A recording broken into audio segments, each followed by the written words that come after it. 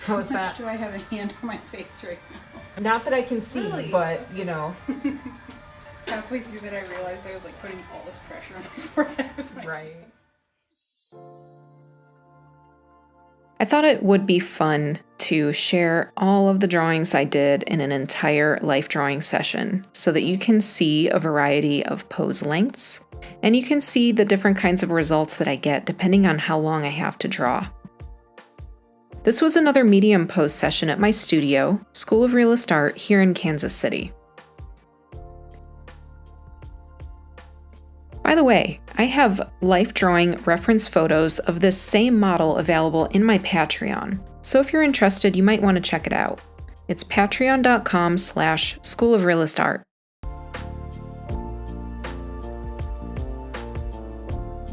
The pose schedule for this session is 10 1-minute poses, 5 2-minute poses, 2 20-minute poses, and 2 40-minute poses. For my materials, I used Kona Classic toned paper, which, by the way, is not being produced anymore, so I'm looking for a replacement paper. If you have a favorite toned gray paper, let me know in the comments below. I also have General's charcoal pencils in hard and white. Those are always my go-to, and my trusty AF-Matte pencil sharpener. If you want to know more about the pencil sharpener, check out the link in the description, as I've done a couple pretty in-depth reviews of their pencil sharpeners, and I let you know why I love them so much.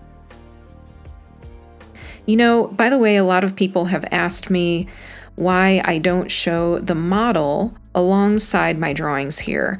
And the answer is actually pretty simple. If I show nude models alongside my drawings on YouTube, then they will limit my audience because things get tagged as inappropriate, and also some life models don't allow any photography at all, and that's a good thing to keep in mind if you go to life drawing sessions. So definitely on my Patreon, you can find some of those demonstrations since they're not through YouTube, if you want to see the drawings and the models side by side. But just moving forward, this is kind of what I'm able to do here on YouTube.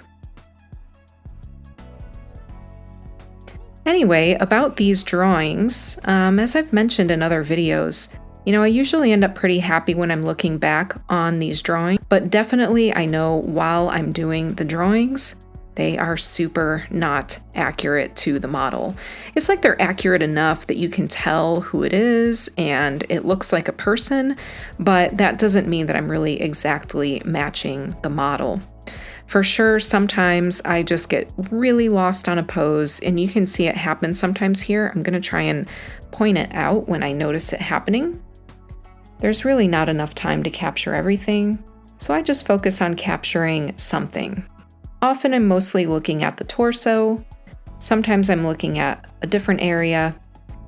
And a lot of times I don't even bother to take the time to flip over my paper for a drawing, but I just draw right over the top of the other drawings. But when I get totally lost on a pose, sometimes you'll see me start to get sketchy. So I think in a couple poses here, you'll notice that instead of making these nice clean lines, I start to make a lot of sketchy lines. And I tend to do that when I'm feeling challenged and a little lost. It's kind of like I'm trying to find my way. So I just want you to know that I go through that. Everybody goes through that. So don't stress about it when it happens to you. My recommendation is when you have that feeling and you're making things sketchy and you're trying to find your way, it's just to slow down, focus on looking at the model. I just can't stress enough how important that is. The model is where all the information can be found.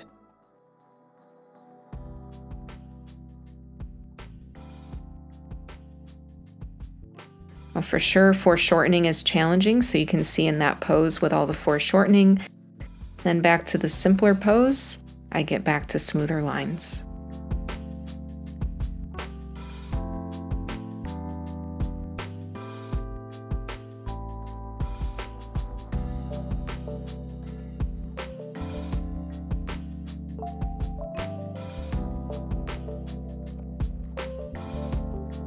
I used to try and capture the entire figure in all of the poses, but now I don't do that. With short poses, 1 minute, 2-minute poses, even 5-minute poses, there's really not enough time to capture everything, so I just focus on capturing something. Often I'm mostly looking at the torso, sometimes I'm looking at a different area, and a lot of times I don't even bother to take the time to flip over my paper for a drawing, but I just draw right over the top of the other drawings.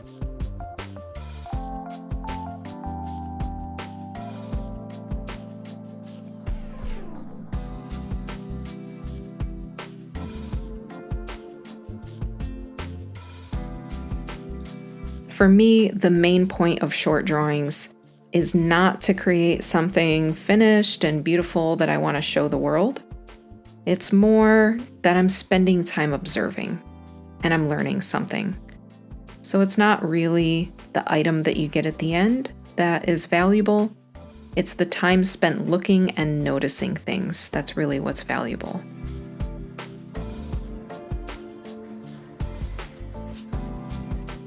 A lot of people who use the larger paper for life drawing are also focusing on gestural drawings and having big sweeping motions, and not necessarily getting the contours and small shapes the way that I'm getting here.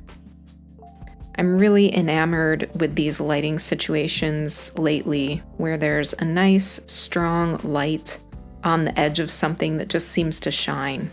It's really kind of my favorite way to set up the model right now. On my Patreon, you'll also find tutorials about that kind of lighting, as well as foreshortening and other topics about life drawing.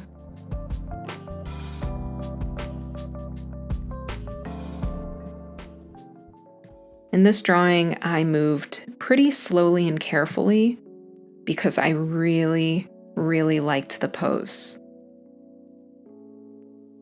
So I wanted to make sure and go slowly and try to capture it. I really wanted to get the model's portrait and make it accurate, and I'm afraid I don't feel that I did that. It's once again another case where the drawing kind of looks like the model, but maybe it's really her sister. It's something where I have somewhat of a likeness, but there's just something about the model that I didn't quite capture. But still, I'm pretty happy with the way that it came out. If you're not comparing it to the actual model, I do like the way that the portrait came out, and I like the way that the shading came out. Sometimes you gotta celebrate those wins.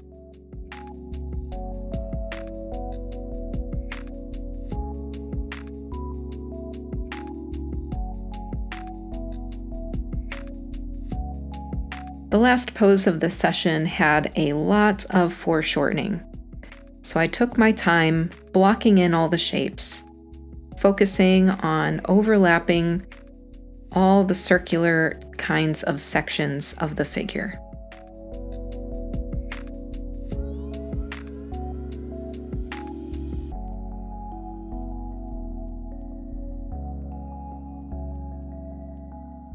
Now that everything is blocked in, I'm putting in contours.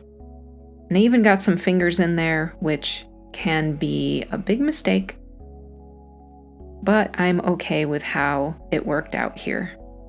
Most of the time, I outline shadows before I fill them in. Sometimes this is because on shorter poses, if I outline the shadows, I can always come back later and fill them in.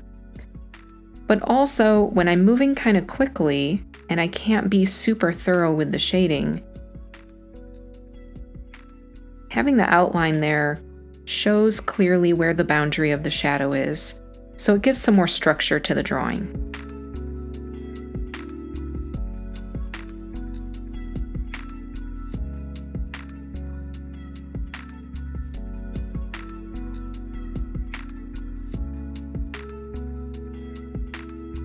Thanks so much for watching.